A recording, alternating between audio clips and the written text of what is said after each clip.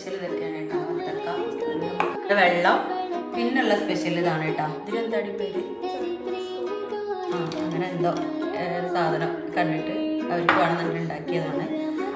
പിന്നെ യോഗേട്ടാണ്, ബ്ലൂബെറിൻ്റെ ആണ് കേട്ടോ. പിന്നെ ഒരു ഫുൾ ചിക്കൻ, പിന്നെ കഴിക്കാൻ